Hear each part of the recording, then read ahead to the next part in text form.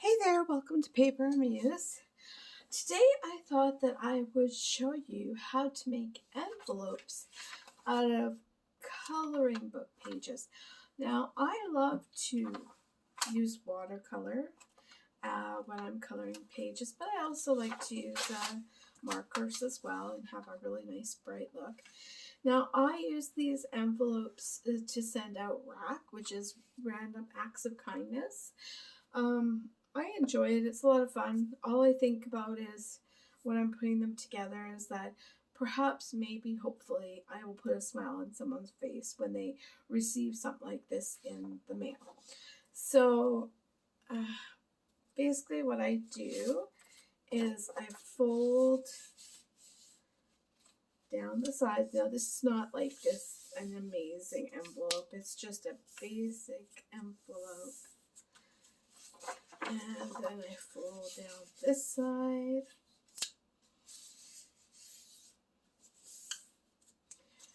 And then I kind of fold up, and I just want to make enough, sure there's enough for the lip, or the pullover, whatever you call it. I like to have a good decent size, so there, and there. And then I will fold this side. And I think this is just fantastic for an envelope. I think it's so colorful, pretty, bright, and I just stick a white label on here, and that's how I send out my RAK. So now obviously you've got this extra part inside here. You can either keep it or get rid of it. But what I tend to do is I have my handy dandy glue stick. And so I will normally cut off a portion of it. So I like to keep the middle part so that there's a place to glue. So I will snip the top and I will snip the bottom. Honestly, nobody ever looks inside envelopes to see if it's been perfectly done. So don't worry too much. You could also just glue it together without doing this process. But if you're mailing, sometimes it's handier to have it less bulky, especially when you're trying to get it just to stick with the envelope size, which is often what I'm trying to do. And if you're wondering what I send in RAKs, I just send in pieces that I have done for junk journaling. So like die cuts, clusters, flowers I've made, just anything that I've done myself. Sometimes I'll throw in some other things that I've bought, but I try to make it more like a handmade thing than a. But it doesn't matter. I'm just hoping at the end of the day somebody will smile. Because I would definitely smile if I got something like this in the mail. Alright, so now I'm going to glue the sides. I use just glue stick, but you could use, I'm guessing, like tape runner or even Scotch tape if you don't have glue stick. And I can see I smooshed there, but that will dry and it'll be no problem.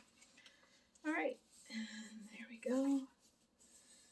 There we go. And we have an envelope. And then I will usually either use a sticker or washi tape or just some Scotch tape so it stays nice and clear and sticks to the design. If you wanted to get fancy, I guess you could cut a little bit. Like, let's try that. I'm going to cut a little here. Yeah, just to create a little bit of more of a look. Don't have to. There's one. And then there's the envelope. So I'll show it again just in case. See, this one I can feel is really good thick paper. This is not so much, but I'm not too worried. I usually put my stuff in a little bit of a bag to try and get it so it all stays the same instead of all going to one corner, just so I can get it through the letter.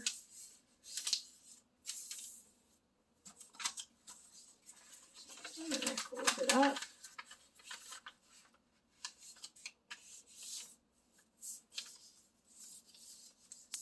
Oh, and I can see already that this is over a little bit, so I need to just fold a bit more into it.